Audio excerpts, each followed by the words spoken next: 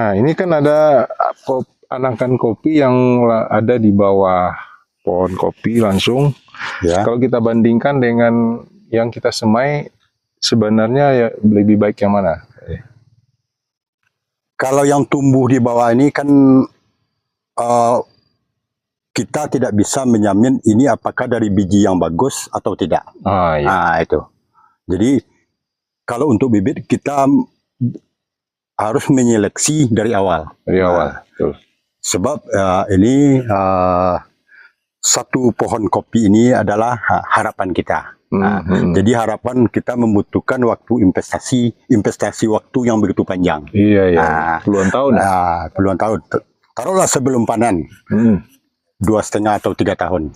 Tapi kalau kita bibitnya tidak bagus, sedangkan kita sudah memakan waktu 2 tahun lebih untuk merawatnya. Nanti jadi kecewa. Untuk memastikannya lebih baik kita pilih bibit dan kita seleksi sebaik mungkin. Iya, betul.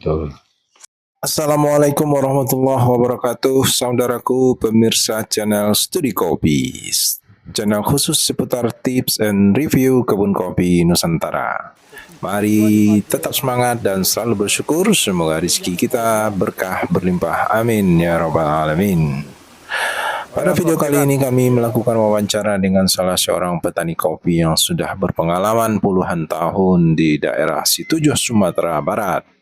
Selain menguasai budidaya kopi, beliau juga membantu masyarakat menampung daripada hasil panen kopi masyarakat yang ada di sekitar lereng Gunung Sago ini, menyediakan green bean kopi Situjoh terbaik. Mari kita simak tips-tips beliau di dalam memilih bibit-bibit kopi yang baik untuk ditanam, dibudidayakan. Warahmatullahi wabarakatuh. Sekarang kita mau bincang-bincang dengan Pak Idai tentang memilih bibit kopi yang bagus sesuai dengan pengalaman beliau yang sudah sekian lama menekuni kopi ini. Yang harus kita perhatikan yang pertama adalah postur dari pohon kopi itu. Postur. Kita akan dapat membedakan postur kopi antara pohon ini dan yang satunya lagi.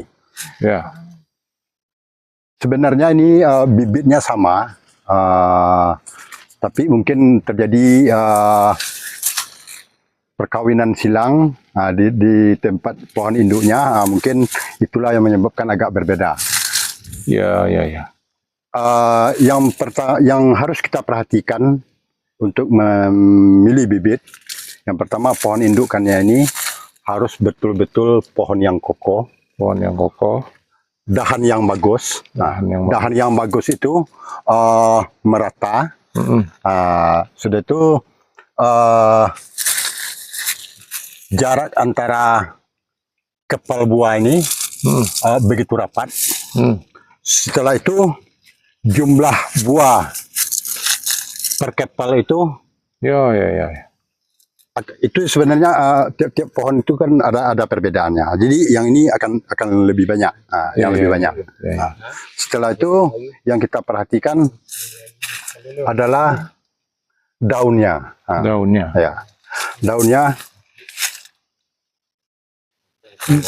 Daun akan lebih cenderung menghijau. Itu salah satu ciri-ciri yang lebih bagus. Kemudian memilih biji yang mau kita semai. Memilih apa benih ya? Cara memilih benih mana yang paling bagus kita pakai? Baiklah, untuk memilih benih, kalau kita perhatikan kopi ini kan bisa ada dalam sekali musim pembungaan ini, kita akan membagi 3 periode pemanenannya. Jadi yang di sini akan lebih dulu, terus sampai yang ke ujung. Jadi yang terbaik itu adalah yang di tengah. Di tengah. Berarti ini panen, kalau istilah petaninya, ini panen puncaknya atau panen rayanya. Jadi dalam keadaan panen raya, biji akan cenderung lebih bagus. Oh gitu. Ya. Sebab pada awal-awalnya bisa diserang penyakit, itu akan rentan.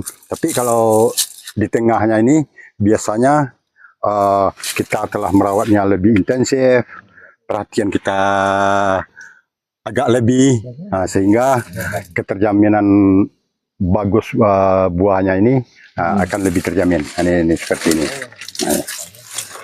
Ini yang tengah. Jadi kita usahakan yang di tengah nih. Oh, Yang kita jadikan bibit ya. Iya, iya. Ini ruas 1, 2, 3, 4. Jadi 1, 2, 3, 4. Jadi inilah yang tahap ketiga ya nih. Jadi yang bagusnya ini ya yang di tengahnya ini lah. Oke. Berarti yang pertama dari umur kopi yang mau kita jadikan bibit itu minimal berapa tahun Pak tadi Pak Deh? Bagusnya itu 8 tahun lah. 8 tahun ke atas. Ya, 8 tahun ke atas. Semakin tua makin bagus berarti ya. Makin tua makin bagus ya.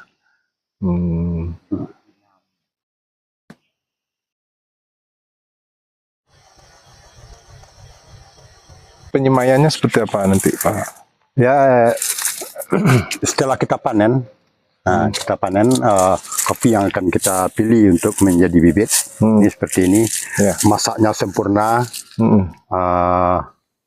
merah sempurna ini. Jangan yang sedikit agak muda, jangan sampai seperti ini. Jangan sampai seperti ini. Kalau ini belum ya? Kalau ini belum. Kalau itu belum. Jadi masak sempurna. Sempurna. Ya, kita kupas.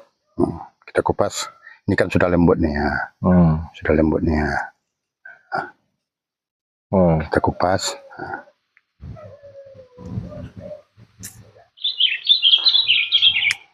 Kupas. Setelah itu kita kering angin-anginkan saja nih. Oh, Dikering angin-anginkan saja. nggak perlu dijemur ya? Dijemur sebentar sampai kering lendirnya saja. Itu dijemurlah 1 atau 2 hari tergantung cuaca.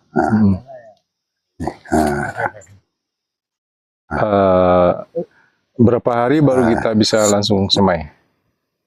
Setelah kita keringkan ini, yang bagusnya ini kita rambang dulu.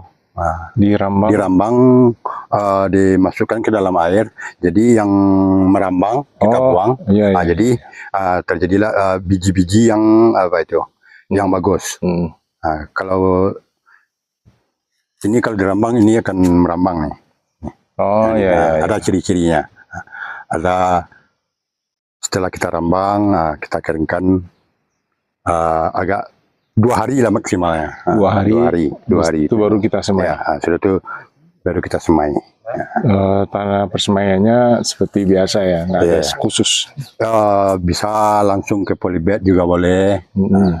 Kalau kita semai di tabur saja dulu. Jadi setelah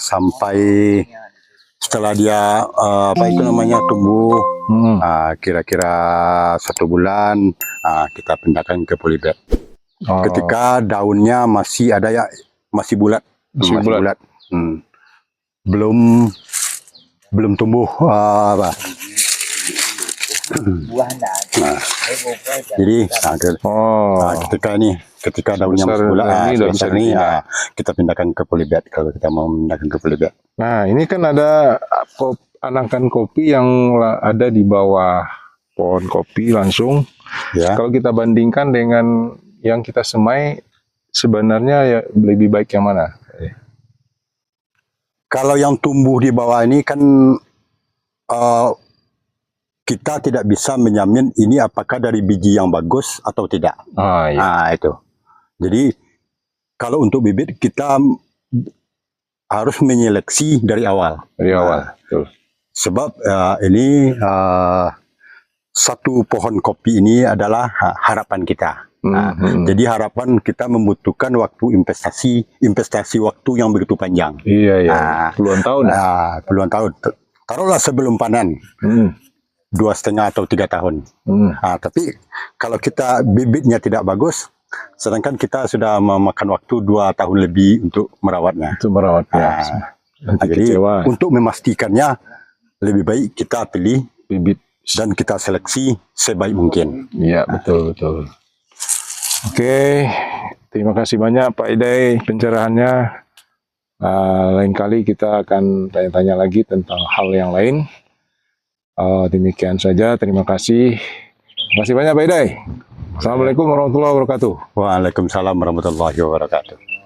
Saudaraku pemirsa channel Studi Kopi, demikianlah tips-tips dari Pak Idai yang telah membeberkan cara memilih bibit kopi yang baik. Semoga ada manfaatnya buat kita semua.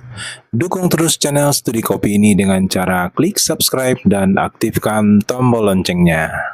Like, share, dan tulis komentar Anda di bawah agar kami semakin bersemangat berbagi informasi seputar tips and review kebun kopi Nusantara. Terima kasih, sampai jumpa pada video selanjutnya.